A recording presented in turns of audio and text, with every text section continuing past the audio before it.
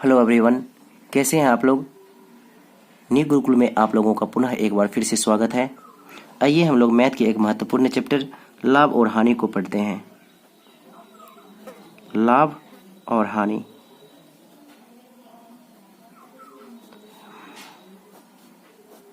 किसी वस्तु के निर्धारित मूल्य से अगर ज्यादा मूल्य पर हम किसी वस्तु को बेचते हैं तो इस स्थिति में हमें क्या होती है, लाभ होता है। अगर निर्धारित मूल्य से कम में अगर हम किसी वस्तु को बेचेंगे तो क्या हो जाएगा, हमें हानि हो जाएगा। इसे एक छोटे से एग्जाम्पल के तौर पे हम लोग सीखते हैं, जानते हैं। मान लीजिए कि यह कलम हमने 5 रुपया में खरीदा और इसे अगर हम 6 रुपया में बेचते हैं तो हमें 1 रुपया की लाभ होती है। यह हम लोग बहुत बखूबी से जानते हैं। देखिए, तो लाभ बराबर क्या लिखेंगे,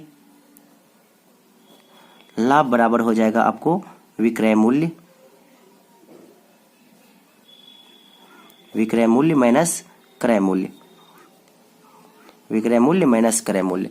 अर्थात इस वस्तु को हमने कितना में खरीदा था, 5 रुपया में, और बेचा कितना में, 6 रुपया में। तो विक्रय मूल्य यहाँ पे 6 रुपया हो गया, ठीक है। और क्रय मूल्य कितना हो गया, 5 रुपया। 5 रुपया में हमने खरीदा था, तो लाभ कितना हुआ हमारा, तो लाभ हो गया हमारा 1 रुपया, ठीक है ना।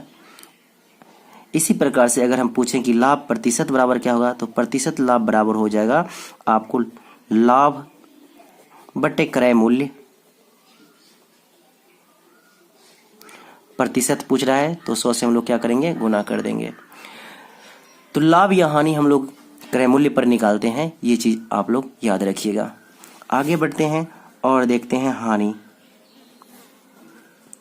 हानि भी हम लोग इसी प्रकार से जानेंगे। हमने वस्तु को 5 रुपया में खरीदा और इसी किसी कारणवश हमें 4 रुपया में बेचनी पड़ जाए।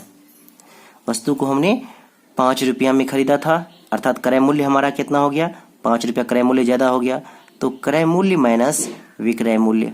हानि की स्थिति में क्रय मूल्य अधिक होता है और विक्रय मूल्य कम होता है। 5 रुपया क्रय मूल्य था जबकि विक्रय मूल्य कितना था, 4 रुपया, और इस स्थिति में हानि कितना हो गया, आपको 1 रुपया की हानि हो गया। इसी प्रकार से अगर पूछेगा हानि प्रतिशत या प्रतिशत हानि बराबर क्या हो जाएगा, तो हानि बट्टे कितना, क्रय मूल्य, क्योंकि हम लोग लाभ या हानि किस पे निकालेंगे, क्रय मूल्य पे। प्रतिशत पूछ रहा है तो हम लोग किससे गुना करेंगे, 100 से गुना करेंगे। तो ये हो गया आपको प्रतिशत हानि।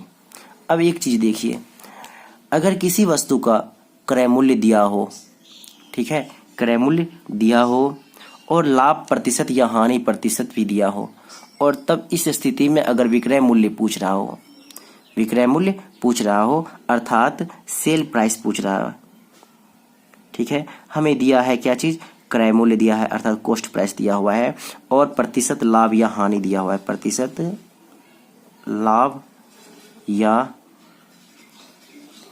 प्रतिशत हानि दिया हो, तब तो देखिए डायरेक्ट हम विक्रय मूल्य कैसे निकालेंगे, कॉस्ट प्राइस अर्थात क्रय मूल्य गुना ये लाभ या हानि का होल वैल्यू निकालेंगे। होल वैल्यू का हम लोग सीधा गुना करेंगे, सीधा गुना करेंगे। ये चीज याद रखिएगा दोस्तों। जैसे कि एक एग्जांपल से समझिए कि इस पेन का मूल्य 5 रुपया है, ठीक है। क्वेश्चन हम बोल रहे हैं पेन का मूल्य, देखिए यहाँ पे क्या दिया है, कॉस्ट प्राइस 5 रुपया है, ठीक है। प्रॉफिट इस पे हम लोग 10% का कमाना चाहते हैं, तो हमारा सेल प्राइस कितना हो जाएगा, विक्रय मूल्य कितना हो जाएगा। तो यहाँ हम लिखेंगे, देखिए कॉस्ट प्राइस कितना है 5 गुना होल वैल्यू 10 का देखिए हम लोग होल वैल्यू निकालेंगे, 10 बटे कितना हो जाएगा, 100 हो जाएगा। इसको काटिएगा तो 1/10 हो गया। प्रॉफिट हो रहा है, लाभ हो रहा है, तो इसका मतलब हर में अंश जुट जाएगा, तो 11/10 हो गया।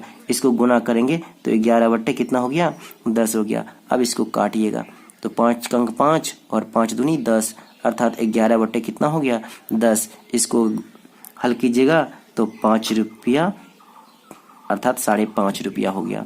इतना आंसर हो गया, विक्रय मूल्य हो गया। इसी प्रकार से अगर हानि रहेगा, ठीक है, तो हानि में हम क्या करेंगे, इसको यानी कि हर में से अंश को घटा के लिखेंगे। लाभ होने पर जोड़ेंगे और हानि होने पर घटाएंगे। आगे देखिए, अगर मान लीजिए हमें कॉस्ट प्राइस निकालना हो, हमें सेल प्राइस दिया हो, विक्रय मूल्य हमें दिया रहता है और हमें क्या चीज़ निकालना है, क्रय मूल्य निकालना है। तो यहाँ पे हम लोग सेल प्राइस गुना हॉल वैल्यू का उल्टा गुना करेंगे, हॉल वैल्यू का उल्टा गुना करेंगे। ठीक है दोस्तों, उम्मीद है कि आप लोगों को समझ में आ गया होगा। ठीक है, हॉल वैल्यू का क्या करेंगे हम लोग, उल्टा गुना। अगर नहीं समझ में आ रहा हो तो हम आगे बहुत सारे इस टाइप से क्वेश्चन करेंगे, उस चीज को आप लोग देखिएगा और समझ जाइएगा। देखिए यहाँ पे क्रय मूल्य पहली क्रिया है, जब बाद वाली क्रिया से पहली वाली क्रिया पे आएंगे तो हम लोग हॉल वैल्यू का उल्टा गुना करेंगे। विक्रय मूल्य, हम लोग के पास अगर कोई वस्तु रहेगा तभी तो हम उसे बेचेंगे ना। ठीक है, तो हमने पहले खरीदे हैं, खरीद मूल्य पे अगर हम लोग विक्रय मूल्य निकालना चाहते हैं तो हॉल वैल्यू का सीधा गुना करेंगे।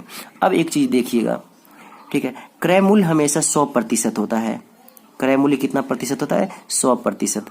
क्रय मूल्य कितना होता है, 100%। अर्थात अगर 100% का भिन्न अगर देखेंगे तो 1 होता है, और 1 ही तो क्रय मूल्य वास्तविक मूल मात्रक है। अब देखिए, अगर मान लीजिए कहता है कि 10% का लाभ हो रहा है, 10% का प्रॉफिट हो रहा है ना, तो हमको क्या लिखेंगे, तो 110% लिखेंगे। अगर 10% की हानि हो रही है, 10% की हानि हो रही है, तो इस स्थिति में हम लोग कितना लिखते हैं, तो 100 में से 10 घटा के लिखेंगे, अर्थात 90%। उम्मीद है कि ये चीज समझ में आ गया होगा।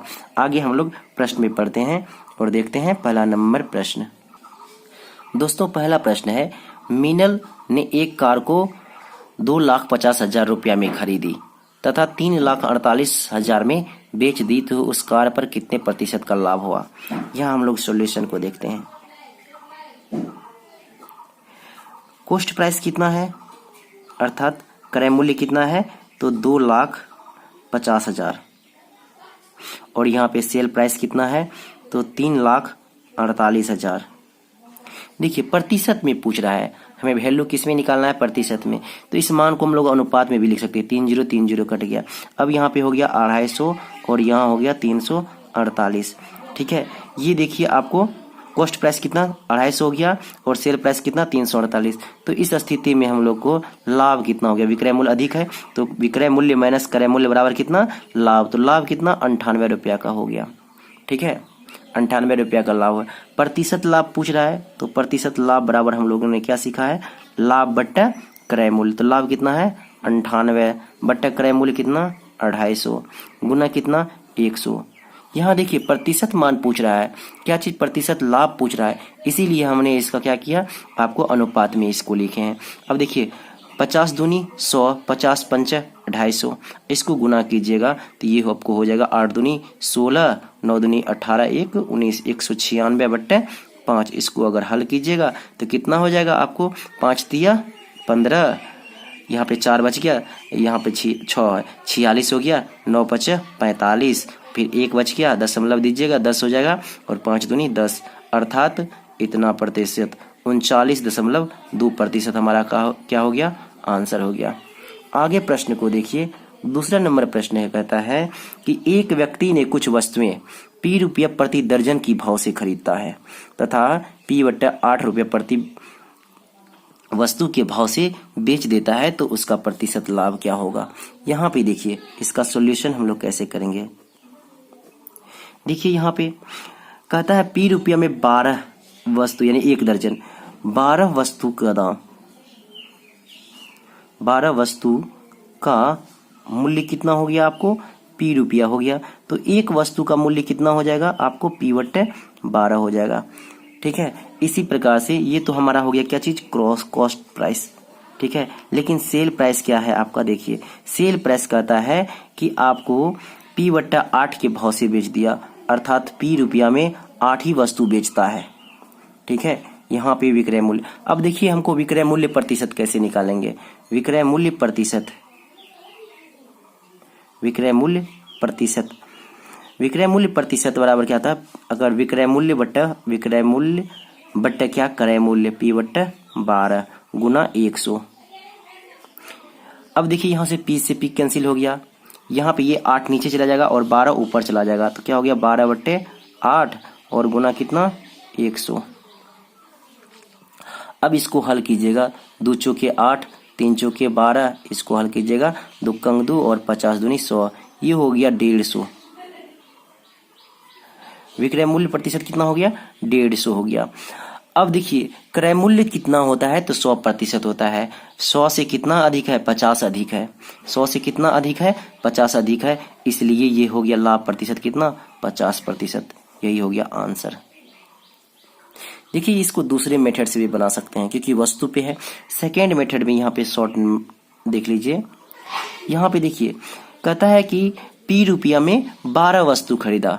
P रुपया में कितना खरीद रहा है 12 वस्तुएं खरीद रहा है, ठीक है। परंतु P रुपये में 8 ही वस्तु बेचता है, 8 ही वस्तु बेचता है। यहाँ पे कॉस्ट प्राइस ये है और ये सेल प्राइस है।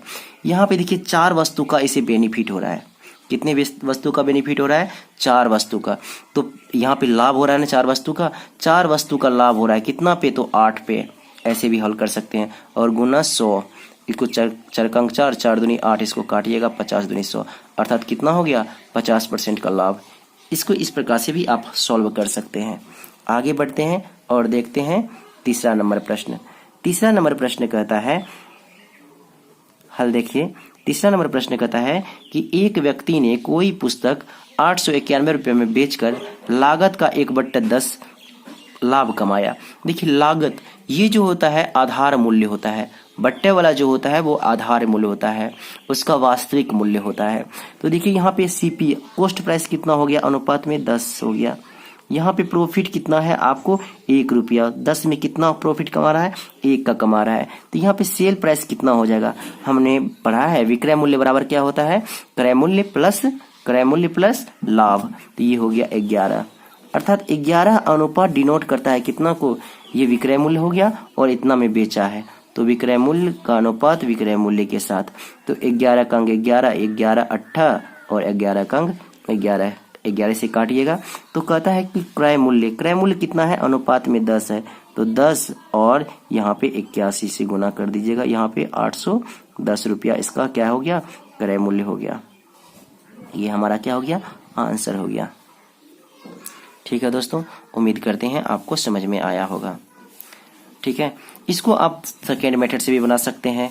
सेकेंड मेथड क्या, आप यहाँ पे देखिए, यहाँ पे हमें विक्रय मूल्य दिया है, यहाँ पे देखिए पहले लागत मूल्य कितना है 1/10 का वो लाभ कमाता है, तो इसका मतलब ये 11 क्या हो गया आपको 10, होल वैल्यू कितना हो गया 11/10 ना।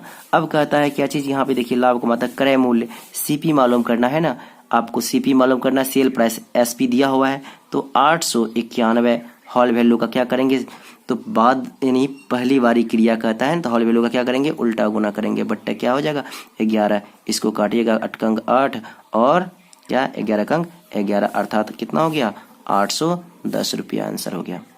अगर हम दो मेथड बताते रहेंगे तो टाइम शायद ज़्यादा लग सकता है दोस्तों, बस घबराइएगा बहुत नहीं। आगे बढ़ते हैं हम लोग 4 नंबर प्रश्न को देखते हैं।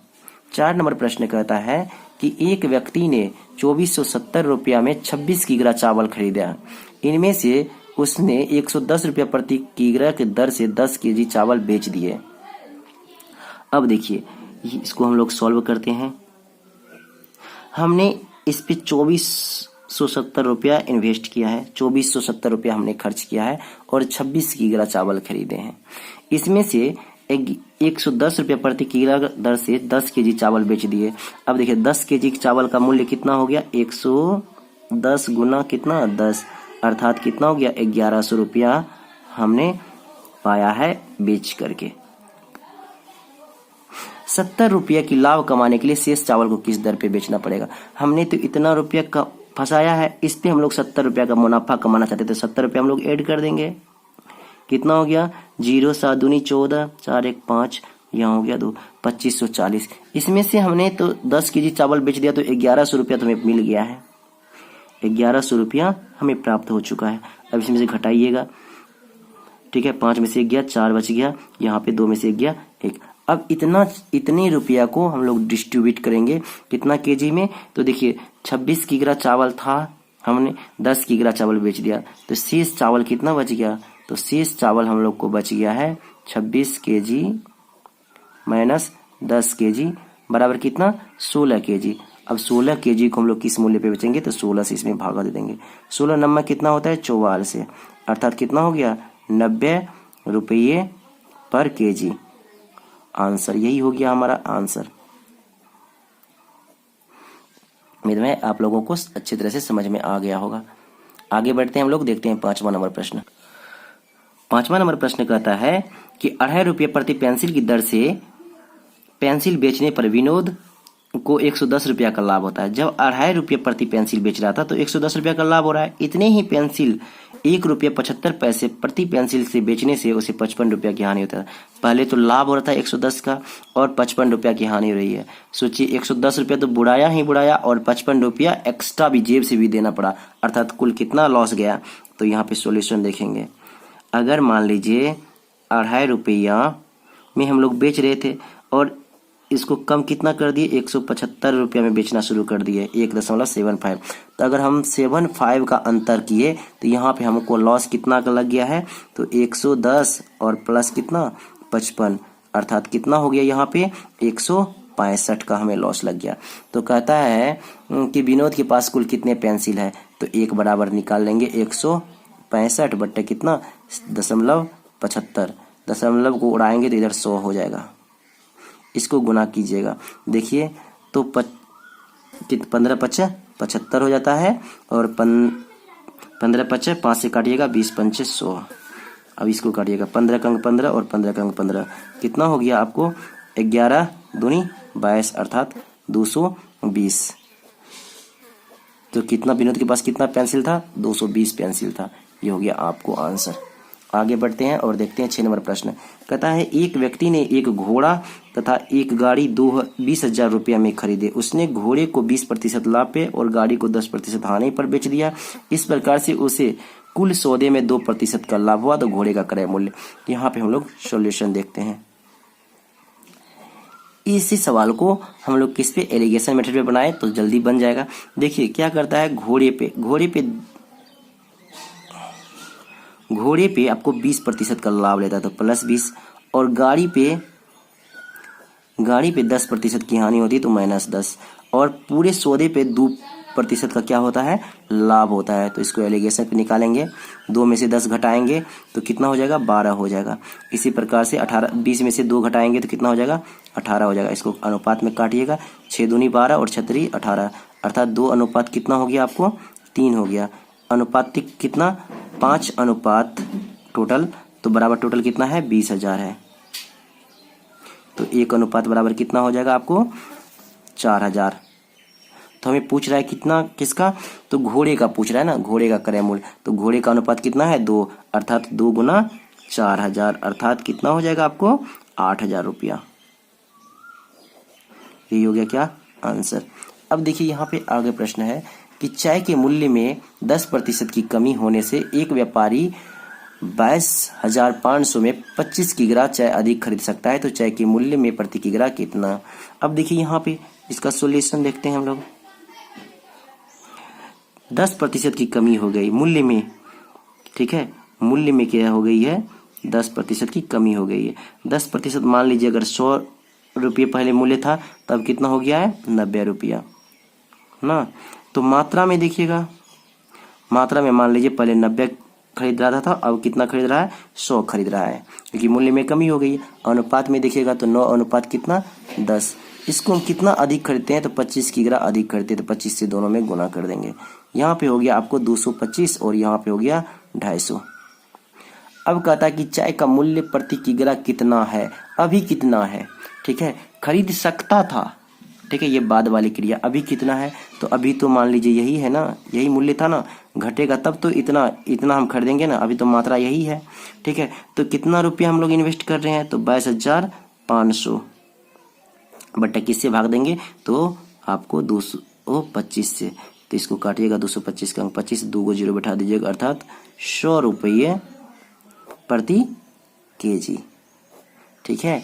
अगर मान लीजिए बाद का मूल्य पूछता, घटा हुआ मूल्य पूछता तो 250 से भाग देते, वो हो जाएगा हमारा आंसर हो जाता।